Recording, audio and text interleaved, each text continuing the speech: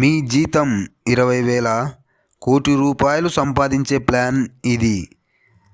డబ్బు ఎంత సంపాదిస్తున్నామన్నది కాదు, సంపాదించిన డబ్బుతో ఎంత పొదుపు చేస్తున్నారు అనే దానిపై భవిష్యత్తులో మీ సంపద ఆధారపడి ఉంటుంది.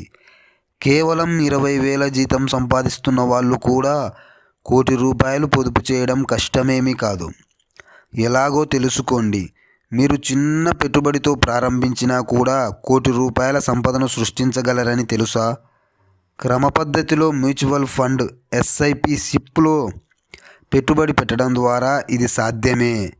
SIP, SIP, SIP systematic investment plan అంటే ప్రతి నెల మ్యూచువల్ ఫండ్లో స్థిరమైన మొత్తం పెట్టుబడి పెట్టడం వలన మీ పెట్టుబడికి రిటర్న్స్ వస్తాయి.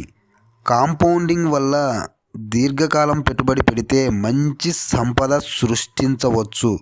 ఉదాహరణకు మీ జీతం 20,000 అనుకుంటే అందులో కేవలం 5,000 పొదుపు చేసినా చాలు. మ్యూచువల్ ఫండ్లో నెలకు 5,000 రూపాయలు ఎస్ఐపి సిప్గా పెట్టాలి. మ్యూచువల్ ఫండ్ సగటున 12% వార్షిక రాబడి లభిస్తుందని ఎక్స్పర్ట్స్ చెబుతుంటారు.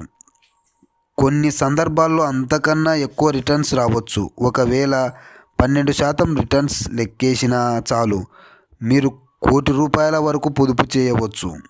నెలకు 5,000 రూపాయల ఎస్ఐపి సిప్తో 12% రాబడి ఉంటే కోటి రూపాయల లక్ష్యాన్ని సాధించడానికి సుమారు 27 ఏళ్ళు చాలు.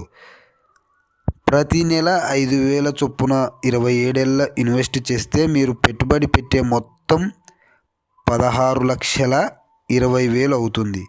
12% చొప్పున 91,91,565 రిటర్న్స్ వస్తాయి.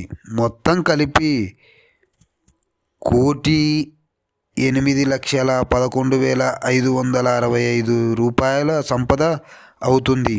ఈ సంపదను ఇంకా వేగంగా పెంచడానికి స్టెప్ అప్ సిప్ వ్యూహం అనుసరించాలి. స్టెప్ అప్ సిప్ అంటే ప్రతి సంవత్సరం మీ నెలవారీ సిప్ను ఒక నిర్ణీత శాతం పెంచడం.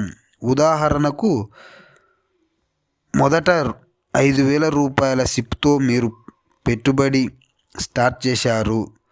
10% స్టెప్ అప్ అనుకుంటే రెండో సంవత్సరం 5,500 రూపాయలు అవుతుంది. ఇలా స్టెప్ అప్ సిప్ ద్వారా మీరు ఇంకా త్వరగా కోటి రూపాయల లక్ష్యాన్ని చేరవచ్చు.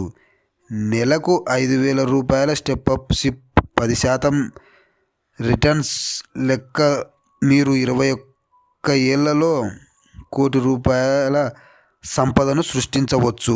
21 ఏళ్లలో మీరు 38,40,150 రూపాయలు ఇన్వెస్ట్ చేస్తే 12% రిటర్న్స్ ప్రకారం 70,22,858 రిటర్న్స్ వస్తాయి. మొత్తం కలిపి 1,88,06,308 రూపాయలు సంపద సృష్టించవచ్చు.